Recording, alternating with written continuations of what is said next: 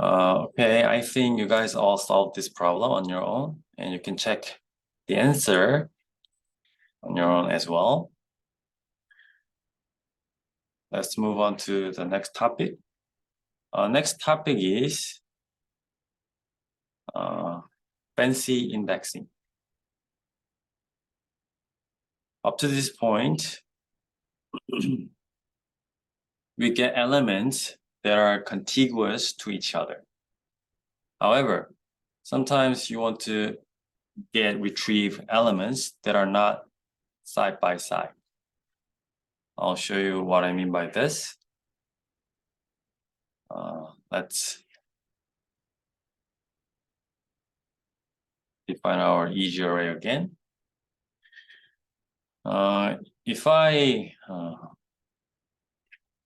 index in this way, then the first and the last column is stored. You can do indexing even in this way. So Python NumPy is very, very flexible. And okay, let's see, this one also creates a memory view.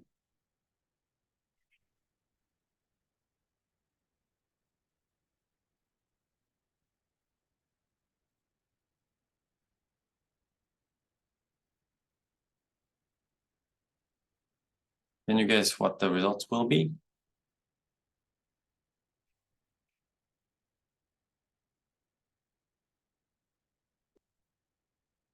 However, the original one remains the same.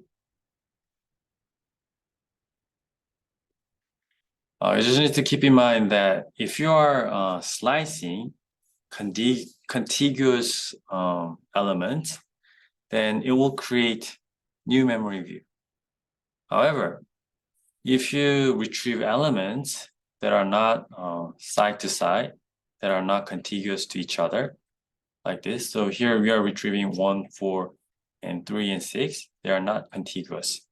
In that case, this A copy, as the name suggests, it's a copied version of some part of easy array, not just a memory view. So you need to keep in mind that when things are copied and when things are not copied, but memory views are created. Okay? So you can do this type of fancy indexing. However, it does not create memory view, but it copies and creates a new array. And another fancy operation we can do is using Boolean masks. Let's get our easy array again here. Here, what I'm going to do is we can get some masks in this way. If you want to find the position where the elements are larger than 3, you can just use this expression.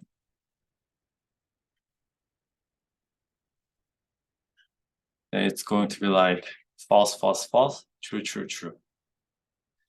And using this mask, you can retrieve only the values that are greater than 3, like this. And if you just shorten this expression, you can go like this. So these two things are the same results. Another fancy thing we can do is we can mix these Boolean operations. So I want to get elements that are larger than 3, but at the same time, I want them to be divisible by 2, like this. So you can combine Boolean operations in this way. And when you put this Boolean mask to our EG array. It's going to return 4 and 6. And using Boolean arrays is also considered fancy indexing. It is a type of fancy indexing, and it returns a copy of the array, not the memory view. This is very important.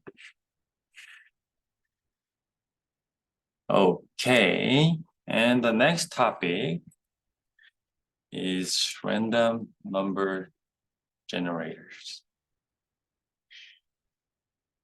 In Python, you can create random numbers using np.random operation. And you can create 3 new random numbers like this. However, sometimes you want to control this randomness. In that case, what you can do is something called seeding. And when you do this, the random numbers here is fixed. What I mean by this is when you turn off this Python program and run this program again, then it's gonna give you the same result. How is it possible?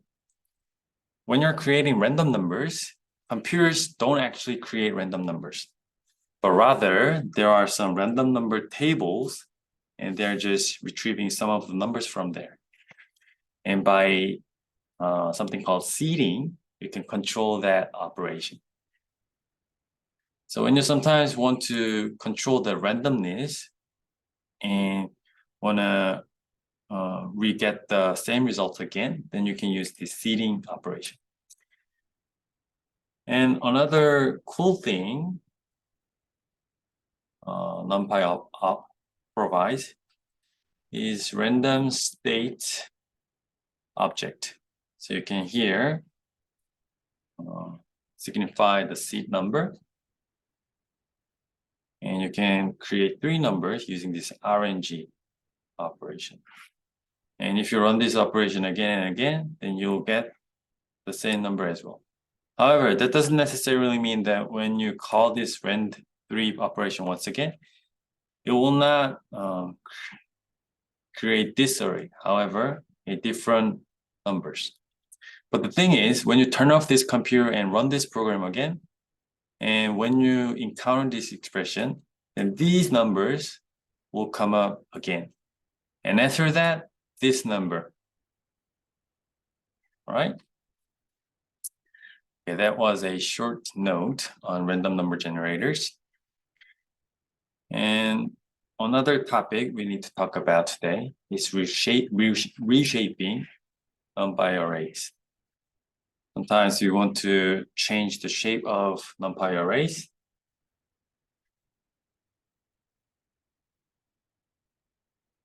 Let's define an array with 1 dimension, like this. And what we can do is we can change this dimension of 1 to dimension 2, like this, using reshape. However, because this one is 2 by 3 array, the number of elements in this array 1D should be also 6. And when you print out array 2D, it will have the shape 1, 2, 3, and 4, 5, 6. And you can check whether they share memory or not using np.main share memory. And it says true. So they're basically the same thing. And when you're reshaping, you can use minus shape like this. Sometimes you don't want to specifically calculate this number, then Python NumPy will automatically figure out what this number should be. And it's going to be the same result. And you can also do this thing, reshape -1. Then it's going to become a 1D vector containing all the elements. However, you can do the same thing using flatten method. They're basically the same thing. And we can also combine some arrays together. Let's say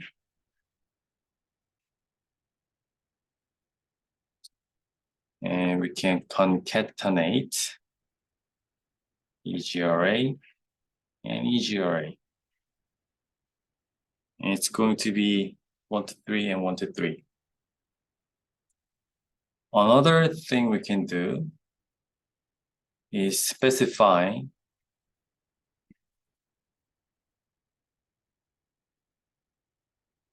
the direction.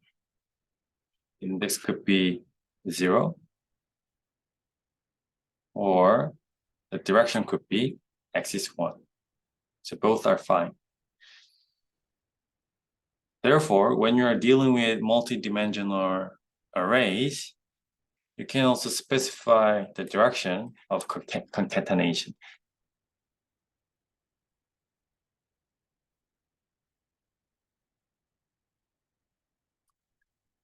Okay, at this point, I would like to give you another PPP exercise.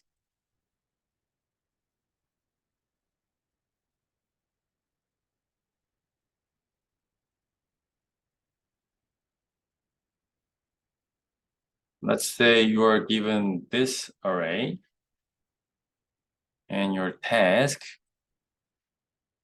is replace the diagonal elements of X with 1, 0, 1 to 3, and add 1 to all values in X that are greater than 0.8.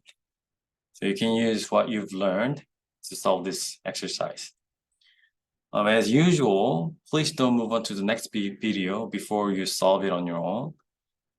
Solving these types of problems on your own is very important.